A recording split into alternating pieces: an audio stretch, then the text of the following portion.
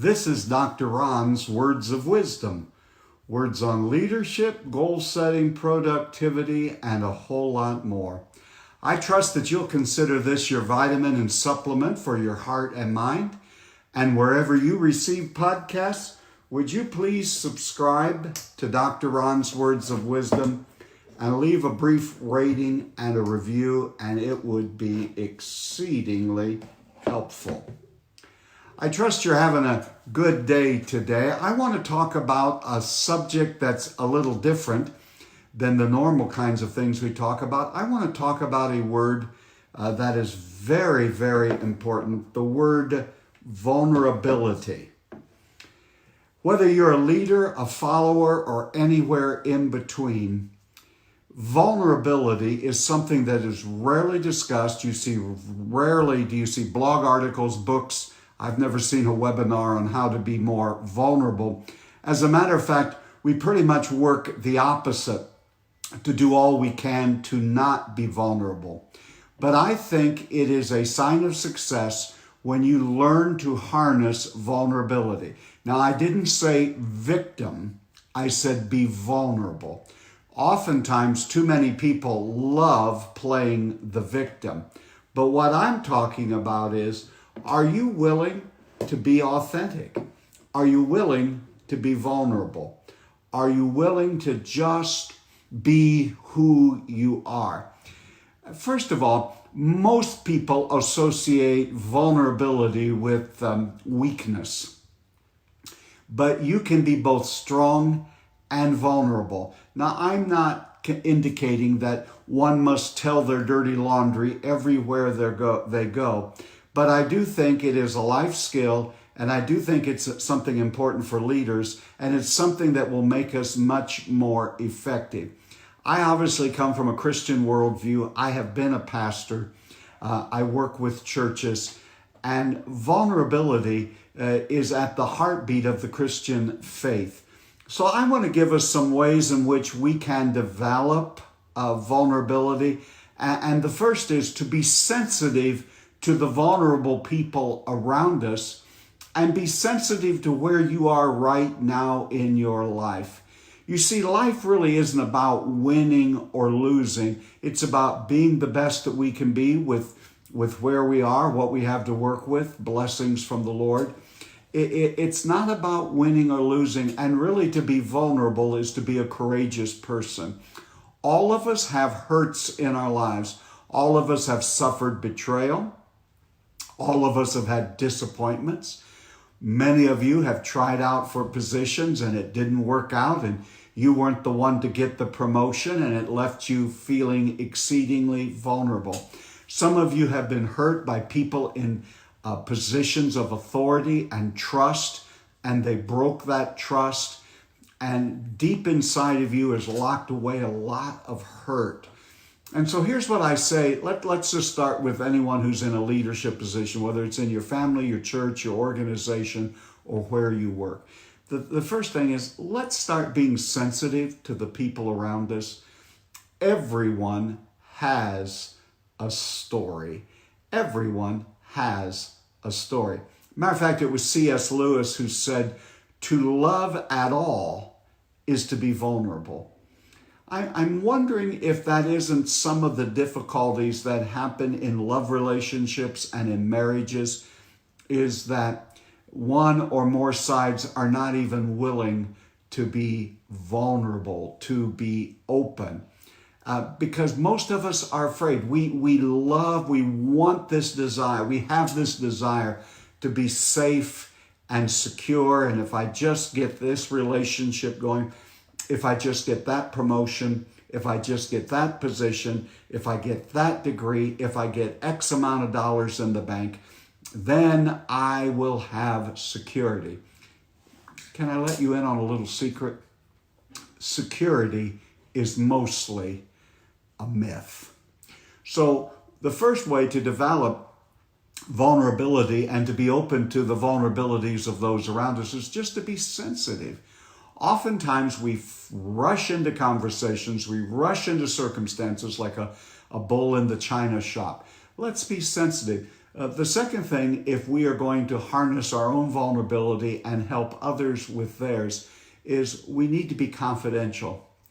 Unfortunately, there are people who love talking with people for nothing more than to receive information and allow it to become fodder for the gossip mill, to then hurt other people with it, because there is this idea information is power, and I know something about you that others don't know, and that puts me as an authority figure when I'm having a conversation. There are some people in this world whose tongues are loose at both ends and tied in the middle. But if you're going to be a person who helps people, who encourages people, who is able to deal with your own vulnerability and try to help walk others through it, you are going to have to be a person of confidence who keeps confidences. The third thing, when you're dealing with your own vulnerabilities and the vulnerabilities and hurts of others, is you need to get yourself prepared. Now, I've already declared I have a Christian worldview. I'm a Christ follower.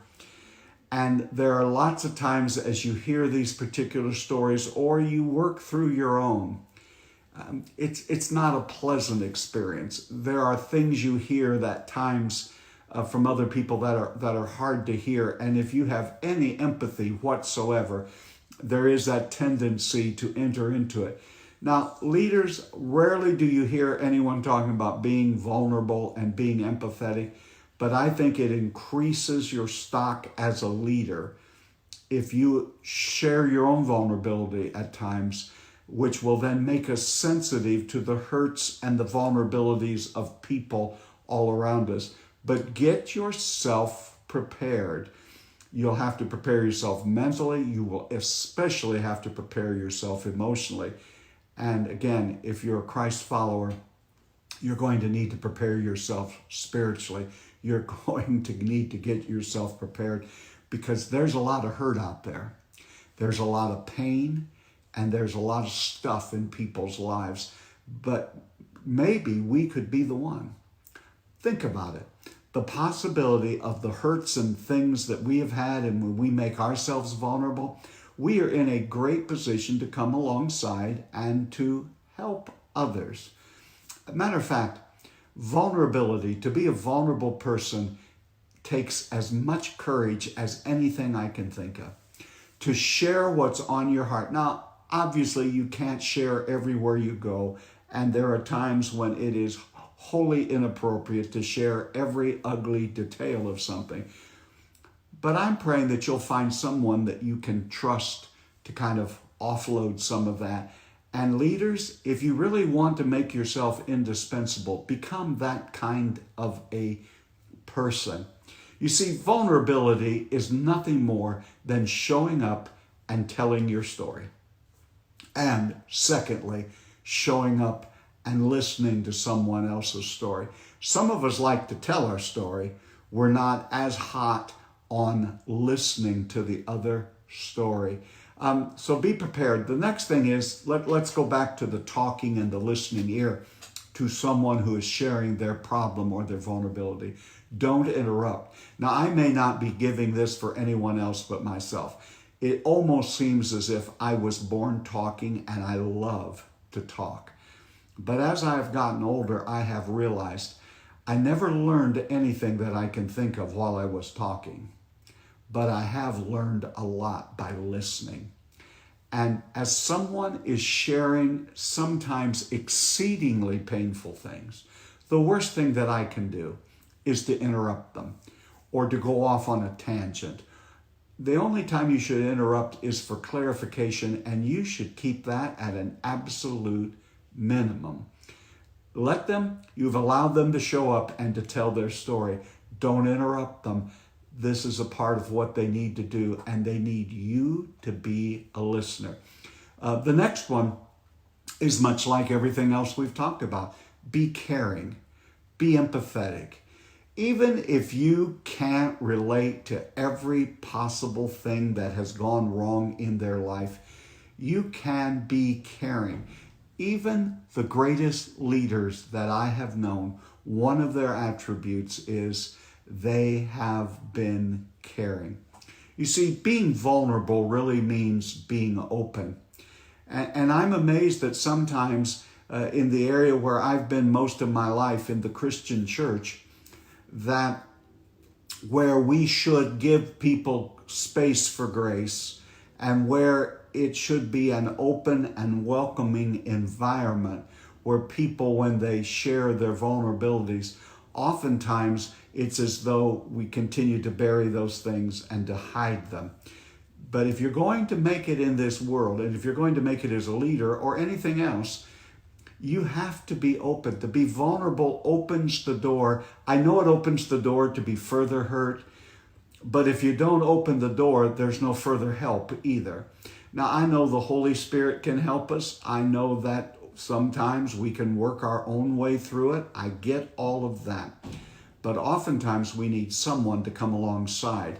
And we're not going to get the help we need unless we are committed to being vulnerable and to being open and to allow the door to be open for someone to come alongside and walk through the valley with us. And so don't interrupt and be a caring person. And caring isn't something you can fake. You either are or you aren't. And the person who is being open and vulnerable will be able immediately to tell whether you're just acting like you're a caring person or whether deep from within you are a caring person. The next one is a one that I'm going to need to explain, and that is when people are being vulnerable and open to you, you have to listen hard. Now, there is a time when we're listening to people and our mind is wandering, and oftentimes we're thinking, what is the most brilliant thing I can say? What is the magical words that I can say to bring healing and peace and comfort? And oftentimes we miss out on what the most important thing we are giving someone, and that is the gift of our presence and the gift of our time of saying, I know you've been hurt. I know things haven't gone well for you, but you matter, and you matter so much. I'm willing to invest my time with you because you are that valuable.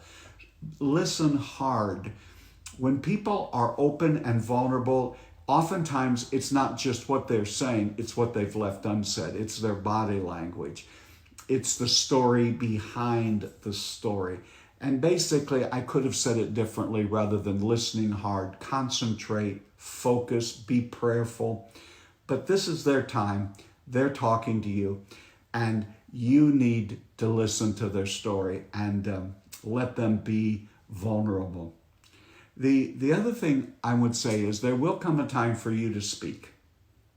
And this is probably initially not the time to say, I want to give you 5 things that will help you be a more confident person, or these 6 things to get past your past. Now, I have written articles like that and recorded podcasts on those subjects. There's a time for that. But initially, when someone has given us the gift of being open and honest and vulnerable with us, is the time for us to speak healing to them. Our words are important. Our words have the power to heal or to hurt. And there are times when we don't I'm not saying when we speak healing, hey, you think you had problems, let me share my problems with you. There'll be a time for that. But that's not healing. That's one-upmanship. Speaking healing is things as along the line of, that sounds like a horrible, hurtful thing that's almost unimaginable to me. And you need some accolades today for being a survivor, for getting through that, for being as far along as you are. And I want you to know, I want to speak healing into you. You are a child of God. You matter. If you're the boss, if you're the leader, you matter to our company. You matter to our not-for-profit. You matter to our church. You matter to our family. You matter to me as my friend. And how much farther so many people would be down the road if we began to speak healing into the lives of others. Never underestimate the wonderful gift that people give us of being open.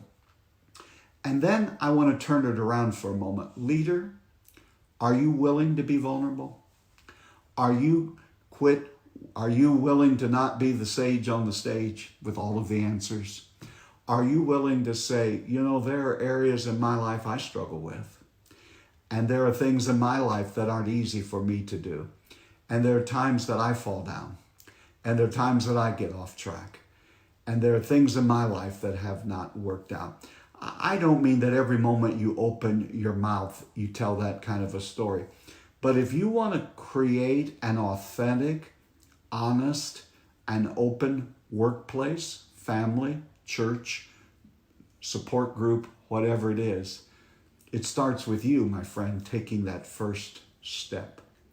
Rod Laver, an Australian who was a famous tennis player, said this statement that I want to leave you with. The time you are the most vulnerable is when you are ahead. You're not losing. Many of us feel when we have these feelings of vulnerability that somehow something's gone wrong in our lives. We're the only person this has ever happened to. And it was Rod Laver that said, the time when you're feeling the most vulnerable is when you're winning. It's when you're ahead. And then he gives this advice: don't let up. I know that today on this podcast, there are some of you, and today there are people watching on Facebook Live. Many of my friends on Facebook Live think this is the podcast. This is not the podcast. The podcast is totally audible. But the time you are most vulnerable, and maybe you're going through that time right now, it's not the time that you're losing. It's the time you're ahead. You're winning. Don't let up. Don't go back into your world and shrink away. Don't go home and close the doors and pull the curtains and give up. Because your time of vulnerability is the time when you're ahead, when the little voices are saying, quit, give up. No, don't do that. You're ahead. Don't let up. Let's create, in all of our workplaces, in all of our homes, in all of our churches, an open and honest place where all of us can be vulnerable, and rather than judging and criticizing and destroying and eating one another, we can use this as strength that will move our families, ourselves, our organizations farther. If you're broken and you allow yourself to be healed in those broken places, broken bones become stronger at the place where they are broken. So how do we create a culture of vulnerability and openness? Let's be sensitive to others. When people share things with us, let's be confidential. Be mentally, emotionally, and more importantly, spiritually prepared, because there's a lot of junk out there. When someone is pouring out their heart, sharing, giving you the gift of being open and honest and vulnerable with you, don't interrupt them. Be and develop the habit of being a caring person. You can be a vulnerable and a caring person and still be a strong leader. They are not exclusive. They go hand in hand. And when people are talking to you, focus on them, listen hard, and make sure you don't leave the time with that person without speaking healing into their life. And remember, the time you're most vulnerable, you're not losing, you're winning, you're ahead. And don't let up. You've been listening to Dr. Ron's Words of Wisdom, words on leadership, goal setting, productivity, and a whole lot more. I trust today this has been like a vitamin or a supplement for your heart and mind. And hey, I'm looking to help the next generation and the next level of leaders, whether it's with anything that we talk about on this podcast. And if you'd like to set up a phone call to see if there's a possibility of us working together, would you go to drronblake.com/call, drronblake/call, and you'll fill out a little bit of information. You'll get on my calendar, and I'll call you, and we'll see what there might be some possibilities of us being a help, me being a help, and us working together. Again, leader, you are doing better than you think you are. And why don't you today start practicing being open and honest and vulnerable with the people you love? Again, until next time, this is Dr. Ron saying, have a great and blessed day. Thank you, my Facebook family. God bless you. Have a great weekend.